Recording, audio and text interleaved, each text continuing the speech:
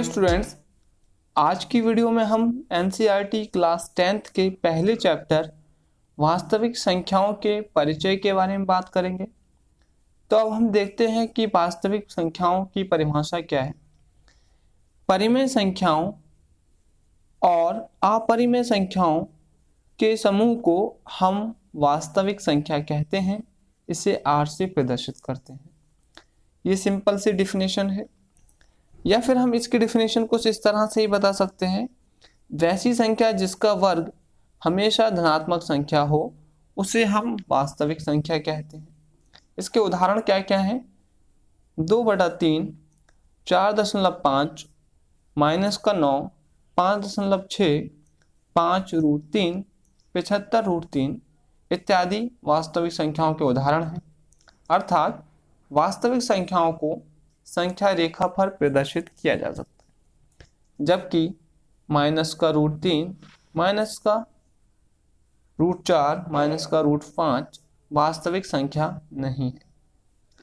तो ऐसी संख्या जो कि रूट में होती हैं और माइनस में होती हैं, वो सभी संख्याएं अवास्तविक संख्याएं होती हैं।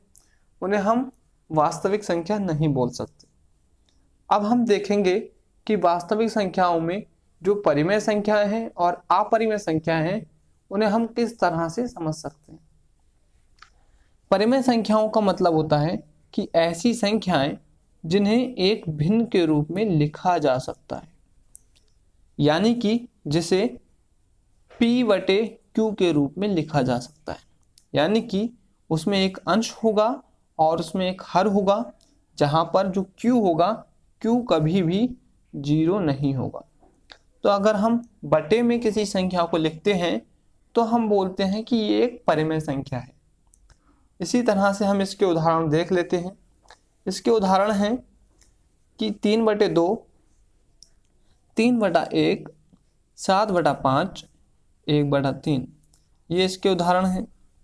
इसी तरह से अब हम देखते हैं कि हमने जो इन्हें उदाहरण हैं वो 3/2 का 1.5 आया, 3/1 का 3 आया, 7/5 का 1.4 आया और 1/3 का 0.3333 आया। अर्थात परिमेय संख्याएं पूर्णांक भी हो सकती हैं और दशमलव संख्याएं। अब ये जो दशमलव संख्याएं हैं, ये किस तरह से काम करती हैं? यानी कि जो हमारी परिमेय संख्याएं थी जिन्हें हम P/Q के रूप में लिख रहे थे, वो पूर्णांक भी हो सकती हैं और दशमलव संख्याएं भी। आगे देखते हैं कि कैसे ये काम करती हैं। ये जो परिमेय संख्याएं होती हैं वो दो तरह से काम करती हैं। ये समझना बहुत जरूरी है। कई बार आपने देखा होगा कि जब भी हम परिमेय संख्याएं लिखते हैं तो वो डायरेक्टली पूरा डिवाइड हो जाती हैं, पूरा का पूरा भाग चला जाता है।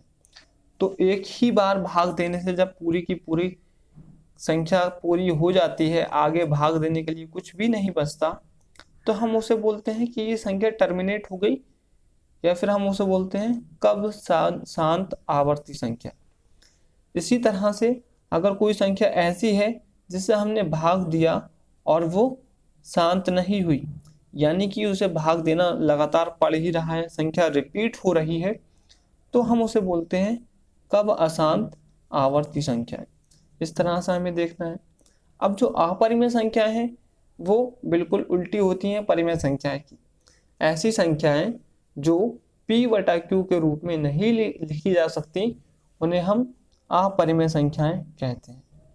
जैसे हमारा पाई है, √2 है, √3 है और बाकी भी संख्याएं होती हैं।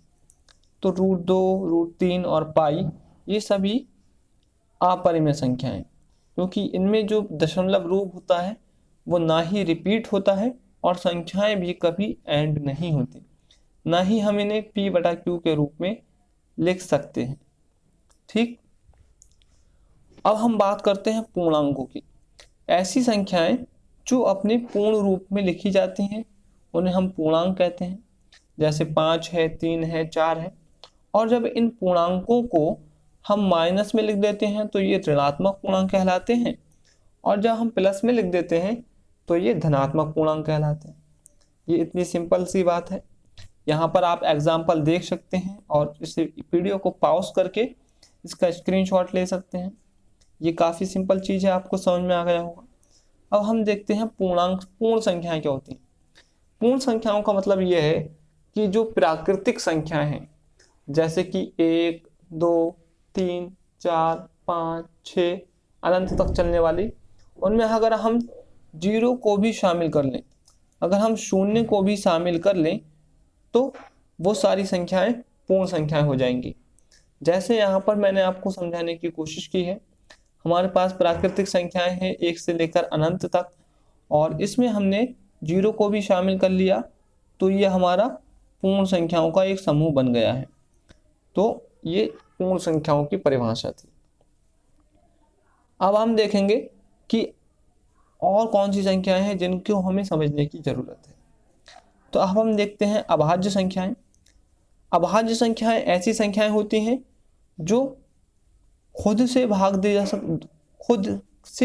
जा सकती हैं और 1 से भाग दी जा सकती है। ऐसी संख्याओं को हम बोलते हैं अभाज्य संख्याएं। जैसे कि हमारे पास 2 है, उसे हम केवल 2 से विभाजित कर सकते हैं और 1 से विभाजित कर सकते हैं। ऐसे ही 3 है, ऐसे ही 5 और ऐसे ही 7 और ऐसे ही 11। ये सभी संख्याएं 3, 5, 7 और 11 खुद से और 1 से ही भाग दी जा सकती हैं। इसीलिए ये सारी संख्याएं अभाज्य संख्याएं हैं। अब हम बात करते हैं भाज्य संख्याओं के बारे में। भाज्य संख्याएं वो होती हैं जिन्हें हम खुद से और 1 से तो भाग कर ही सकते हैं और किसी तीसरी संख्या से भी हम भाग कर सकते हैं। यानी कि ऐसी संख्याएं जो कम से कम 3 संख्याओं से विभाजित हो सकती हैं और ज़्यादा से ज़्यादा 3 से ज़्यादा संख्याओं से भी विभाजित हो सकती हैं, वो कहलाती हैं भाज्य संख्याएं। तो यहाँ पर हम देखते हैं हमारे पास 4 है। 4 को हम 1 से विभाजित कर सकते हैं, हम उसे 2 से विभाजित कर सकते हैं और 4 से विभाजित कर सकते हैं। ऐसे ही हमारे पास 6 है। 6 को भी हम 1 से विभाजित कर सकते हैं, 2 से, 3 से और 6 से। और इसी तरह से हमारे पास ये संख्या 20 है। तो हमें मालूम पड़ता है कि भाज्य संख्याएं वो हैं जिन्हें हम केवल 2 संख्याओं से विभाजित कर सकते हैं और 3 अभाज्य संख्याएं वो हैं जिन्हें हम केवल 2 संख्याओं से विभाजित कर सकते हैं और भाज्य संख्याएं वो हैं जिन्हें हम 3 या 3 से ज़्यादा संख्याओं से विभाजित कर सकते हैं। तो ये था आज का हमारा लेसन। Thanks for watching.